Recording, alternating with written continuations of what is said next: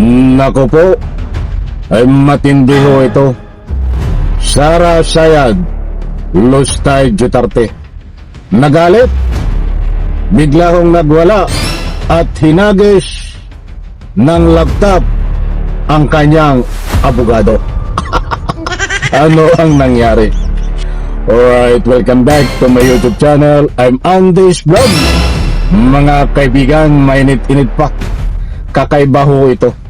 Ito po ay napakainit na usapin, isang araw na ang nakakaraan. Ba't hindi ko ho tinatapik, hindi ko ho binibigyan ng pansin kasi akala ko ay talagang fake news.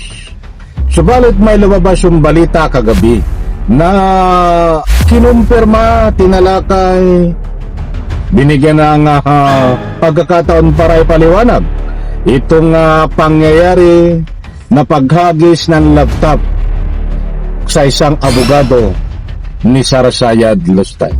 Sino itong abogado na ito? Kilala niyo po ito. Ibibigay ko po sa inyo ang complete details.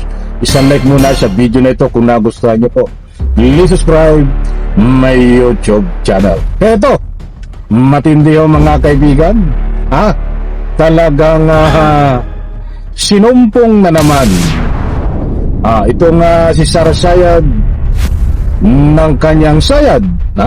Lalo na ho ngayon, malapit na ho ang full moon, malapit ang kabilugan ng buwan, ay sumasama yan sinusumpong ang karamihan na may saltik, may sayad sa utak, datapuat sa puntong ito.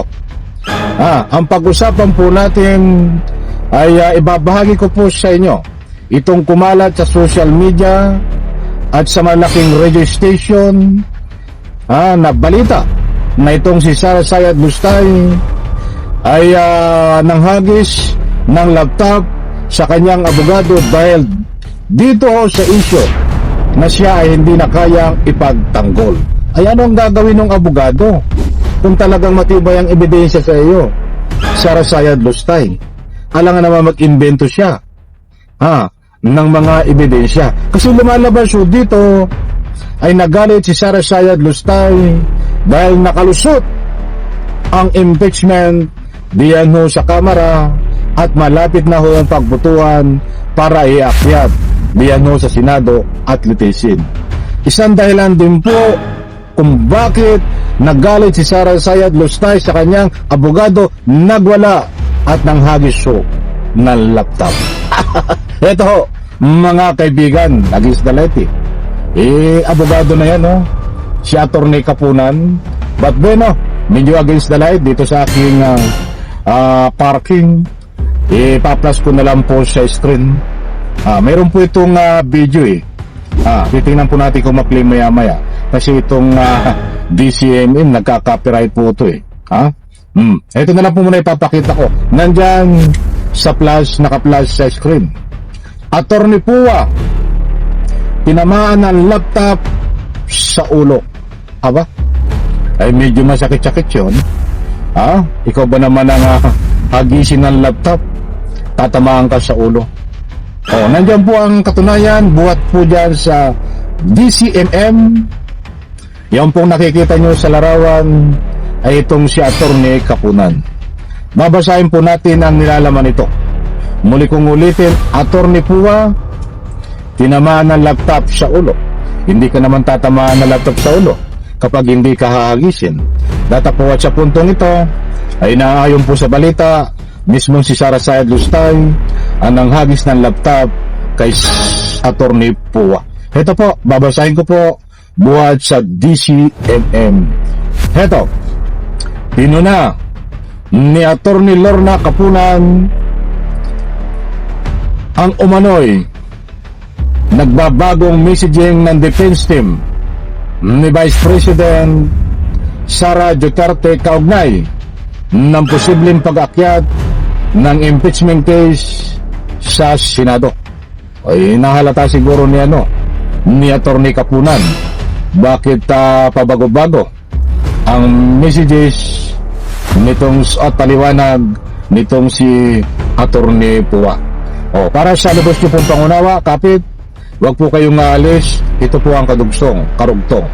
Ayon kay Kapunan, una umanong sinabi ni Atty. Michael Pua na handa sila sa Senado, ngunit kalaunan ay tila nagiba ang pahayag nito. O bakit nagiba, mga kaibigan? Diretso po natin. Dito niya binitawan ang patutsyadang nakatinama ng laptop sa ulo si Pua, kasunod ng mga puna ng netizen na naging pahayag ng abogado. Ulitin ko po sa part na yon. Dito niya binitawan ang patutsyadang baka tinamaan ng laptop sa ulo si Pua, kasunod ng mga puna ng netizens na naging pahayag ng abogado. Nandiyan po mga kaibigan, maliwanag. Attorney Pua tinamaan ng laptop sa ulo. Iyan po si Attorney sandali po. Nandiyan po sa screen, kaya pakita ko po ang larawan niya. At nandiyan din po, mga mahal kung taga-subaybay, si Attorney Kapunan. Hindi ko dapat itatapik to kasi akala ko fake news, kasi marami pong kumakalat sa social media ilang araw na ang nakakaraan. Subalit ang mismo nagkumpirma nitong usapin ng paghagis ng laptop dito kay Attorney Pua ay mismo ang abogado na si Attorney Kapunan. Kahit ibinahay ko po sa inyo na yan ay sabi nga niya ay baka, mga kaibigan, dahil mainit pong usapin, mga mahal kong taga-subaybay, may nangyari pong ganyan. Subalit hindi naman po pa nagbibigay ng anumang pahayag ito si Attorney Pua. Abangan po natin, mga mahal kong taga-subaybay, dahil magbibigay po tayo dito kung ano pa ang tunay na katotohanan dito. Dahil kalat na kalat po itong mainit na usapin, dahil ang dahilan ho kaya nagalit si Sara Sayad Lustay ay lumalabas na hindi siya satisfied sa pagtatanggol kay Attorney Pua. At dito nga sa usapin ng impeachment ay kino-question di umano ni Sara Sayad Lustay kung bakit nakaabot at nakalusot sa Senado, sa Kamara, sa Committee on Justice itong impeachment, at malapit na kong pagbutuhan at malapit na rin hong iyakyat diyan sa Senado para paglitisin. Ang gusto ni punto di umano ni Sara Sayad Lustay ay dapat pigilan kung ano man dapat gawin ng abogado. Ay aray po, ang hirap sa iyo, Attorney Pua. O ikaw, ito ay nag-resign na ho nung sa kasagsagan ng usapin din ng impeachment na may kaugnayan po din ng usapin sa DepEd. Nag-resign ho ito, umalis si Attorney Pua, subalit biglang bumalik na naman. Kung hindi ka bumalik, dapat hindi ka nahagis ng laptop. Mga kaibigan, nabangan po natin ang follow-up dito, bagamat sinabi po na Attorney Kapunan na baka, at baka lang, hindi sigurado. Tingnan po natin kung ano ang buong katotohanan dito.